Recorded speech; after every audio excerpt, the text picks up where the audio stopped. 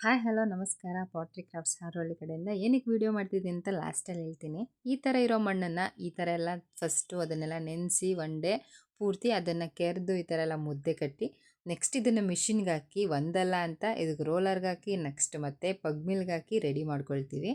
ಅಷ್ಟೆಲ್ಲ ರೆಡಿ ಮಾಡಿದ ಮಣ್ಣನ್ನು ತೊಗೊಂಡು ಮತ್ತೆ ಚಕ್ರದ ಮೇಲೆ ಹಾಕಿ ಈ ಥರ ಪಾಟ್ ಮಾಡೋಕ್ಕೆ ಆ ಪಾಟ್ನ ಮಾಡಿ ಅದಕ್ಕೊಂದು ಶೇಪ್ ಕೊಟ್ಟು ಅದನ್ನು ಕಟ್ ಮಾಡಿ ತೆಗೆದಿಟ್ಟು ಅದನ್ನು ಡ್ರೈ ಮಾಡಲಿಕ್ಕೆ ಅಂತ ಒಳಗಡೆನೇ ಇಟ್ಕೊತೀವಿ.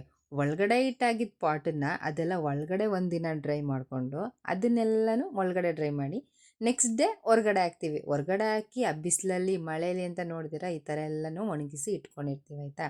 ಇದನ್ನೆಲ್ಲ ಇಟ್ಕೊಂಡಿದ್ದ ಪಾಟ್ಸ್ನ ನೆಕ್ಸ್ಟು ಅದನ್ನೆಲ್ಲ ಆವಿಗೆಗಿಟ್ಟು ಈ ಥರ ನೋಡಿ ರೆಡಿ ಮಾಡಿರ್ತೀವಿ. ಈ ಥರ ಸುಡ್ತೀವಿ. ಆ ಸುಡೋಕ್ಕಷ್ಟೇ ಯಾಕೆ ಹೇಳ್ತೀರಾ, ಈ ಥರ ಇರುತ್ತೆ ಅಂದ್ಕೊಳ್ಳಿ. ನೋಡಿ ಇಷ್ಟು ಹಬೆಲ್ ಬೇಯ್ತಾ ಇರುತ್ತೆ. ಅದೆಲ್ಲ ಸುಟ್ಟಾದಮೇಲೆ ನಿಮಗೆ ಈ ಥರ ಕಾಣ್ತಿರುತ್ತೆ.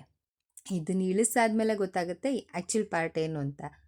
ಇದರಲ್ಲಿ ನೋಡಿ ಇದೆಲ್ಲ ಡ್ಯಾಮೇಜ್ ಪಾರ್ಟ್ಸು.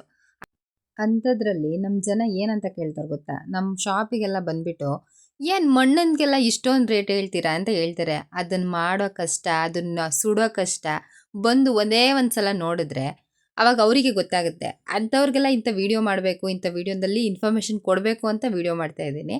ಇದೇ ಥರ ವೀಡಿಯೋಸ್ಗೆ ಸಪೋರ್ಟ್ ಮಾಡಿ. Thank you.